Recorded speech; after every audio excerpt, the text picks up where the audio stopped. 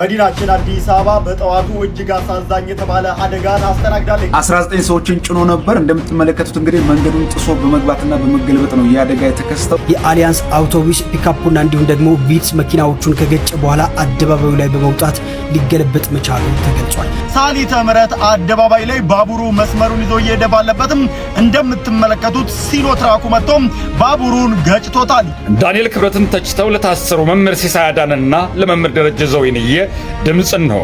አይነኬው አምባገነኑ አቶ ዳንኤል ክብረት አሳልፎ የሚሰጠኝ ከመካከል ነው ያለው። ሰላም ጤና ይስጥልን በሰንደቃችሁልኝ በአዲስ ቪዲዮ ተመልሼ መጣሁ። በዚህ ቪዲዮ የምንመለከተው በመዲናችን አዲስ አበባ እንግዲህ በተደጋጋሚ የተፈጠረ የሚገኘው የትራፊክ አደጋ ብዙዎችን እያሳሰበ ይገኛል። ዛሬ ብቻ ከመቅረጸ በፊት ሁለት የትራፊክ አደጋ የተፈጠረ ሲሆን አንደኛው ባቡር ነው፣ ሁለተኛው ደግሞ የህዝብ ማመላለሻ አውቶቡስ ሆኖ እንግዲህ የመንግስት ባስ ነውና ምን የተፈጠረ የሚገኘው ብሎ ነገር የምንመለከት ነው የሚሆነው። ለዚህ ነው በአቶ ዳንኤል ክብረት ትዕዛዝ እንግዲህ ተለቀሙ የታሰሩ የሚገኙ የቤተክርስቲያን መምህራን አሉ። ዛሬ ደግሞ ወንድማችን ነጋሽ ጨምሮ ሁለት መምህራን ታስረዋል። እሱንም ማስመለከታችኋለሁ። ሰብስክራይብ ለምንድነው ማታረጉት? አሁን ማርጉ።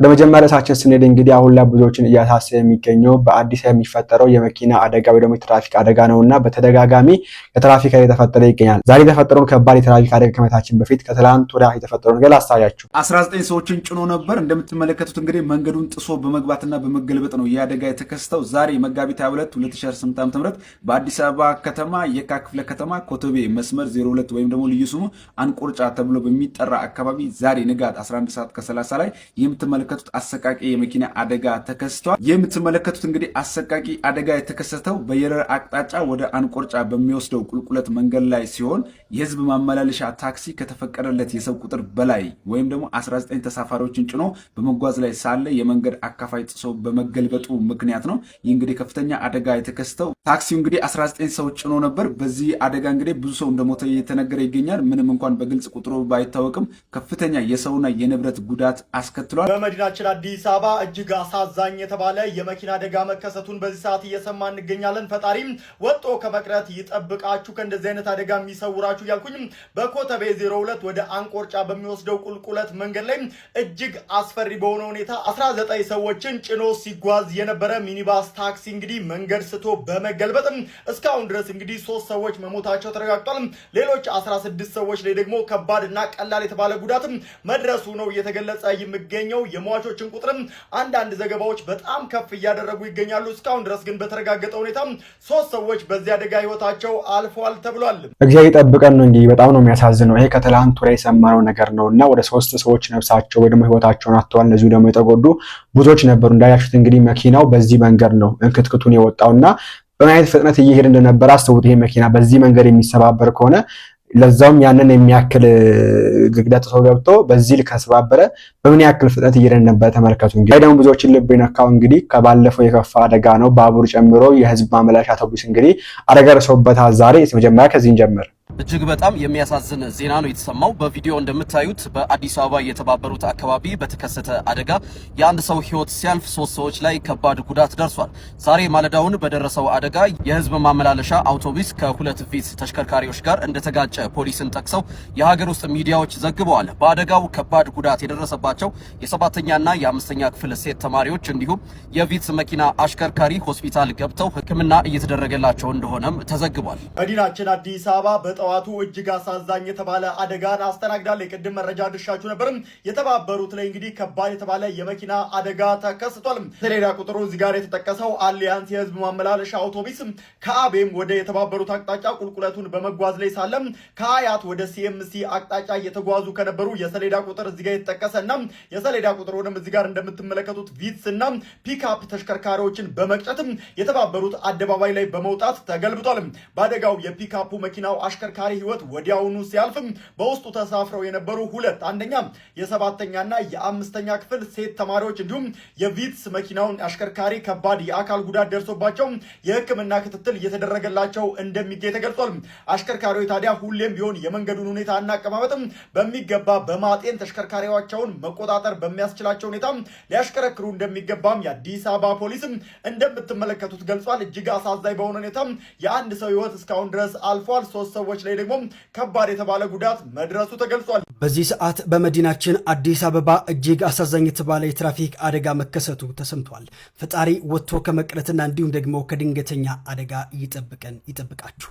መጋቢት 23 ቀን 2018 ዓ.ም ማለትም ዛሬ ረፋድ ላይ በለሚኩራ ክፍለ ከተማ ልዩ ስሙ የተባበሩት አደባባይ ተብሎ በሚጠራው አካባቢ አስከፊ የትራፊክ አደጋ መከሰቱ የተገለጸ ሲሆን የአሊያንስ አውቶቡስ ፒካፑና እንዲሁም ደግሞ ቪትስ መኪናዎቹን ከገጨ በኋላ አደባባዩ ላይ በመውጣት ሊገለበጥ መቻሉ ተገልጿል። በወቅቱ የፒካፕ መኪናውን ሲያሽከረክር የነበረው ግለሰብ ህይወት ወዲያውኑ ሲያልፍ እንዲሁም ደግሞ በፒካፕ መኪና ውስጥ ተሳፍረው የነበሩት 2 ሴት ተማሪዎች የ7ኛና እንዲሁም ደግሞ የ5ኛ ክፍል እንዲሁም የቪትስ መኪናው አሽከርካሪ ላይ ከባድ አካል ጉዳት መድረሱ ተገልጿል። እንደምትመለከቱት ነው እንግዲህ በጣም ነው የሚያሳዝነው። የብዙዎች ነፍስ ነው እንግዲህ በዚህ የሚያጠነው። ይሄ ብቻ አይደለም እንግዲህ እዛው አካባቢ ላይ ወደ ሲኤምሲ ወደ ሳልት ምረት የሚባለውን ቦታ ካወቃችሁ በተለምዶ የባቡር አደጋም ተከስቷልና ስሙት። እና ትናንትና ብቻ በርካታ ዜጎቻችን በትራፊክ አደጋ ህይወታቸው እንዳለፈ ታውቃላችሁ። አሁን በዚህ ሰዓት የደረሰው የትራፊክ አደጋ ደግሞ እጅግ በጣም አስገራሚና እጅግ በጣም አሳዛኝ ነው። ሳሊተ ምረት አደባባይ ላይ ባቡሩ መስመሩን ይዞ እየሄደ ባለበትም እንደምትመለከቱት ሲኖትራኩ መጥቶ ባቡሩን ገጭቶታል። ይህ እጅግ አስገራሚ የተባለ አደጋ ታዲያ ባቡር በራሱ መስመር ላይ እንደሚሄድ ይታወቃል። ሲኖትራኩ ግን እንግዲህ ባቡሩ ካለፈ በኋላ መሃል ላይ መጥቶ ገጭቶታል። በዚህ አደጋ ምን ያህል ሰዎች ጉዳት እንደደረሰባቸው እስካሁን የወጣ መረጃ የለም። እውነት ለመናገር ይሄ ጉዳይ መኪና ከማሽከርከር ጋር ብቃት ጋር ብቻ የሚገናኝ አይመስለኝም።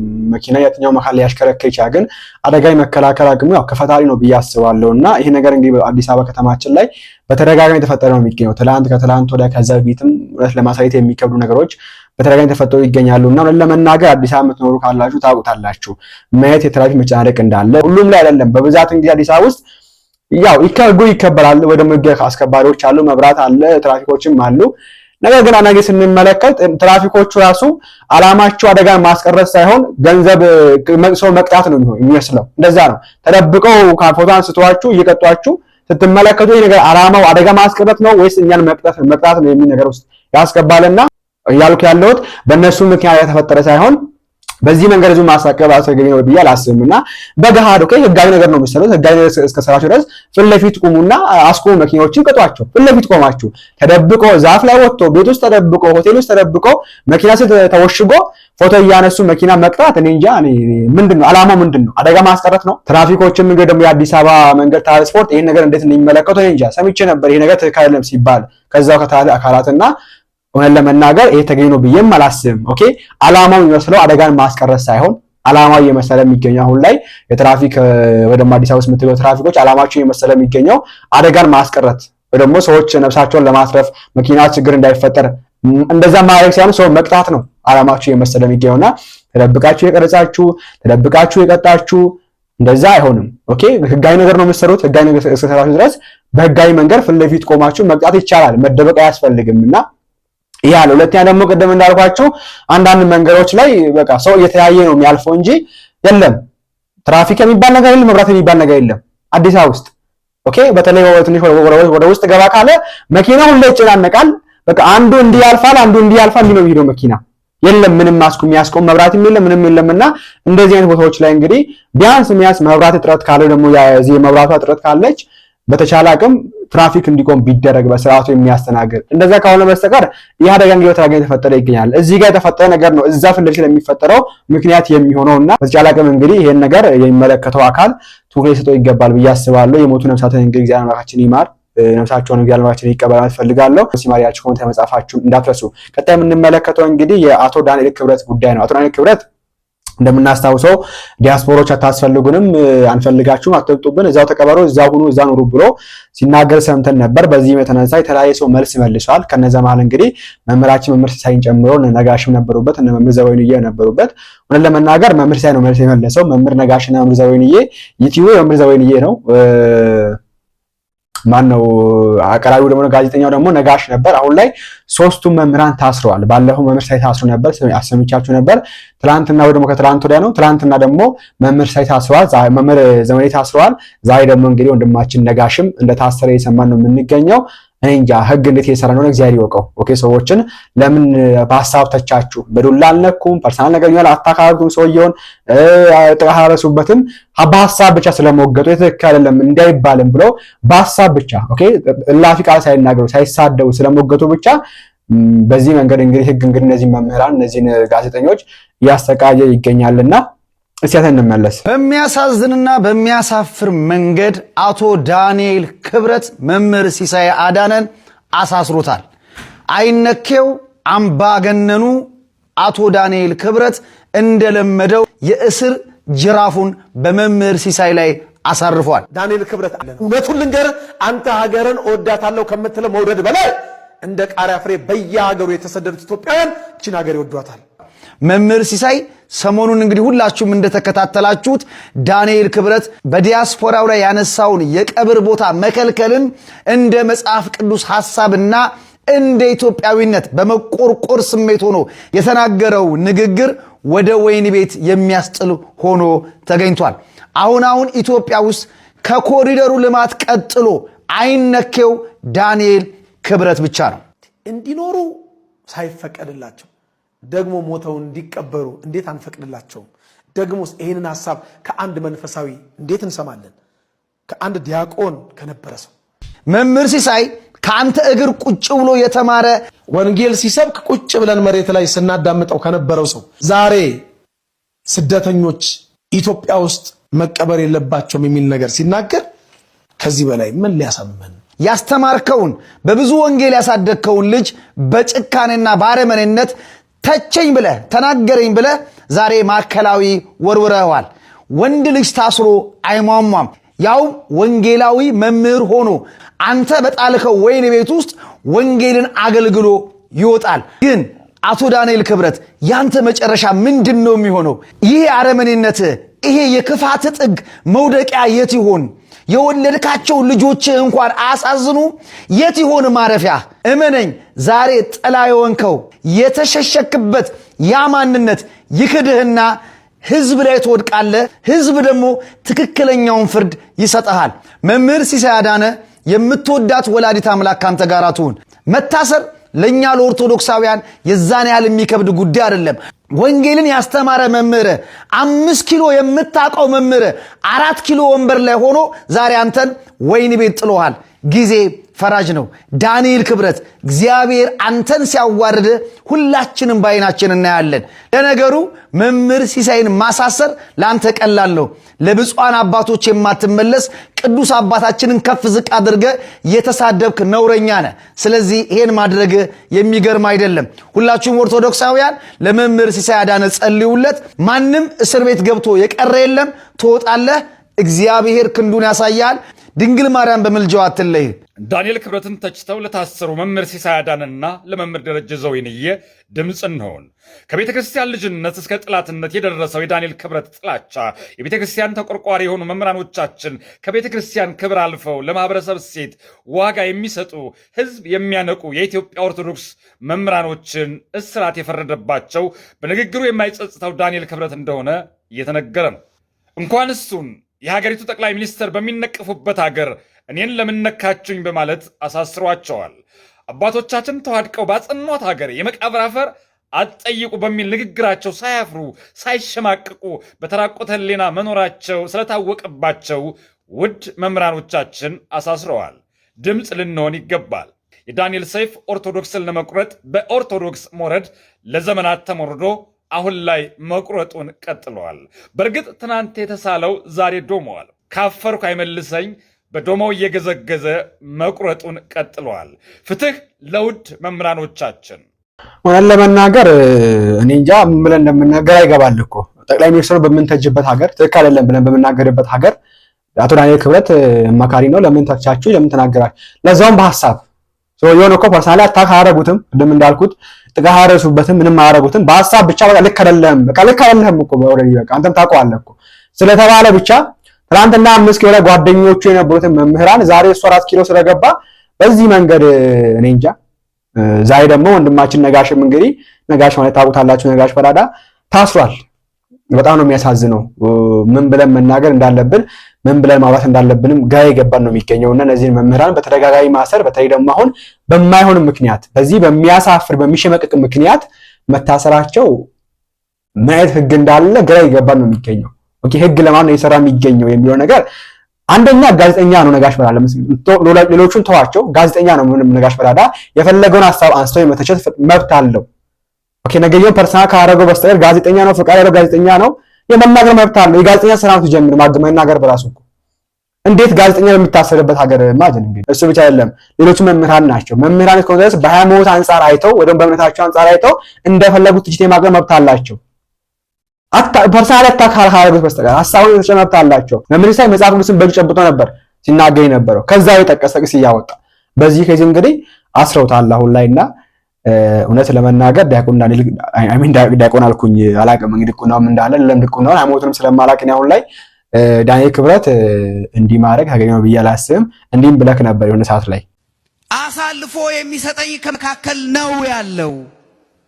አሳልፎ ለሚሰጠኝ ለዚያ ሰው ወዮለት፣ ባልተወለደ ይሻለው ነበር እየተባለ ሲነገር ይሁዳ ስለሌላ ሰው የሚነገር ነበር ይመስል ስለሌላ እኔ ሆነን ብሎ እንኳን ምን ለመናገር ዳንኤል ክብረትን ለመናገር ራሱ ይከብዳል። እውቀት የለውም እንዳባይ እውቀት አለው ማናቀም እንግዲህ እውቀት አለው። ያው መምህራን እንግዲህ እሱ የሐሳቸው የሚገኙ መምህራን እንግዲህ እሱ መጽሐፍ የሚያነቡ ከሱ የተማሩ ናቸው። ቤተክርስቲያን ስር ቁጭ የተማረ ግለሰብ ነው። ብዙ መጽሐፍትን የጻፈ ግለሰብ ነው።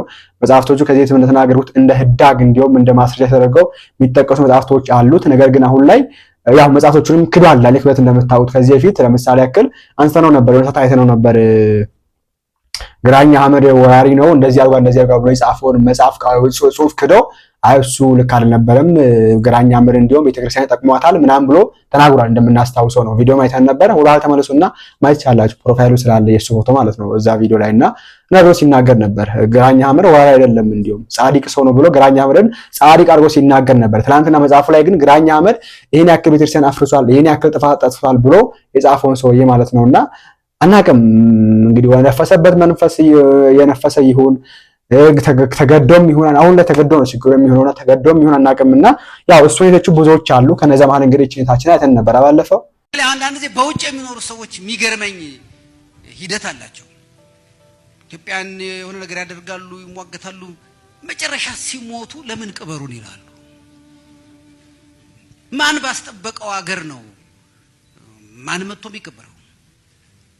አገር ዝመት ብትባል እኮ ያንን ምን ዘምተው አሜሪካዊው አይዘምትም፣ ጃፓናዊ አይዘምትም፣ ጀርመናዊ አይዘምትም። እኔና እናንተ ነን ምን ዘምተው። እሺ እኛ ዘምተን ባከበርናት ሀገር ለምን ታዲያ ሌላ ነገር ይፈልጋሉ? ጀግነታቸውን ቀይረዋል፣ ፓስፖርት ወስደዋል። የእኛን ችግር ላለመካፈል መርካቶ ቢወደድና ቢረክስ እኔና እናንተ ነን የምንጎዳው ሄደዋል። እነሱ በኒውዮርክና በዋሽንግተን ወይም በለንደንና በአምስተርዳም ገበያ ነው የሚመሩት። ሰው ይተውልና ኢትዮጵያን በቃ ይተዋል። በቃ ለኛ እዚሁ ለቀረ ነውና ብትወረር ለምን ዘምተው ብትጎዳ ለምናዋጣው ለኛ መተው ነው ያለባቸው። እንደሱ ቢተውልን ኑሮ ከነሱ ጋር አንነጋገርም። እውነት ነው አያገባቸው ምንል ነበር። ግን ይመጣሉ ይገባሉ። ለምንድነው ዋሽንግተን ዲሲ ቤት ተከራይተው ኢትዮጵያ የሚያድሩት? እዛው ለምን የተከራዩበት ቤት ለምን እዛው አያድሩም? ለምንድነው ፌርፋክስ እየሰሩ መርካቶ የሚመለከታቸው? ለምን እዛው ፌርፋክስ አይኖሩ?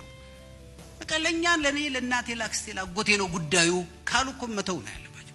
እኛ ግን ይመለከተናል። እቺ ሀገር ብትፈርስ መጀመሪያ ምን ጎዳውኛል? አገር ምን እናጣውኛል? እዚህ ሀገር መንግስት ባይኖር መንግስት የሌላቸው ሀገሮች የሆኑትን ምን ሆነው እኛ ነን። መንግስትን ማፍረስ በጣም ቀላል ነው። በነገራችን መንግስት መገንባት በጣም ከባድ ነው።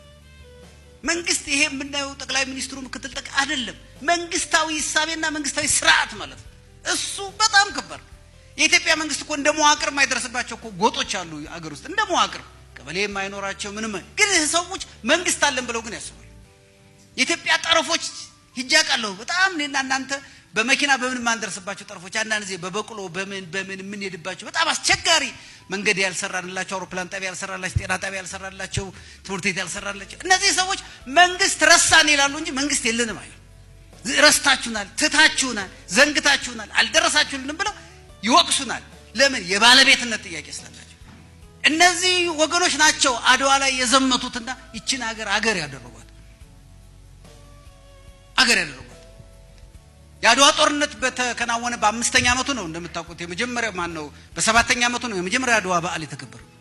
መጀመሪያ አድዋ በዓል ሲከበር በዛ ጊዜ የነበሩት ሰዎች መጥተው አሁን አድዋ ሙዚየም በተሰራበት ቦታ ላይ ሰልፍ አሳይተዋል።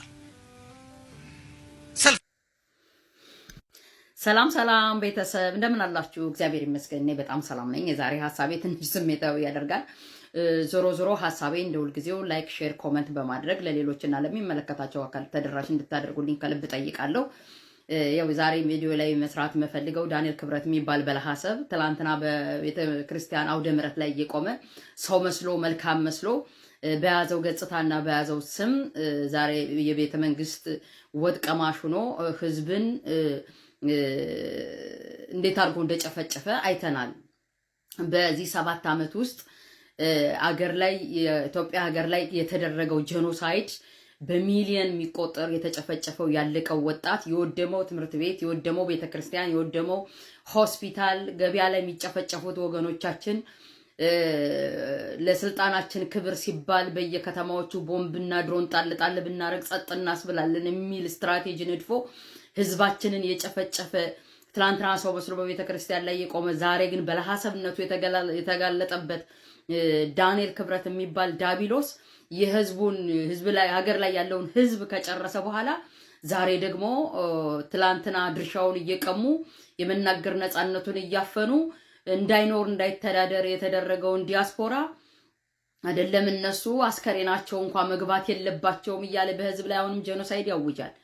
ይሄ ሰውዬ በሚናገረው ንግግር በመድረኩ ላይ ቪዲዮውን ስለቆረጥኩት እንጂ ስለ አድዋ በሰፊው ያወራል። ነገር ግን ይሄ ሀገር ሻጭ ባንዳ ነው።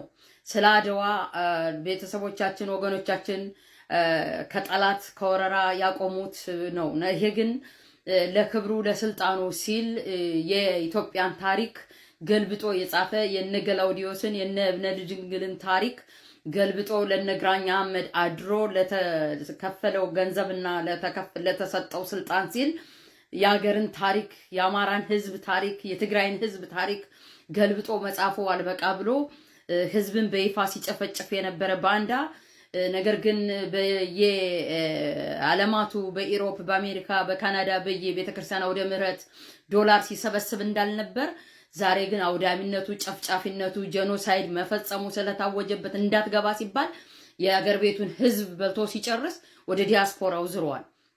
ለአንተ ሀገር ቆጥሮ ማን የሰጥህ እንዳትገቡ ብለህ ምትል እንኳን እኛ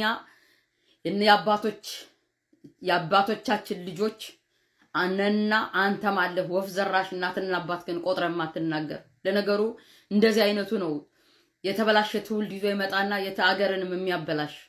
የዚህ ወፍ ዘራሽ የሆነ ሰው ራሱ ምንጩን ስለማያቅ ለህዝብ ለክብር የለውም፣ ለዜጋ ክብር የለውም።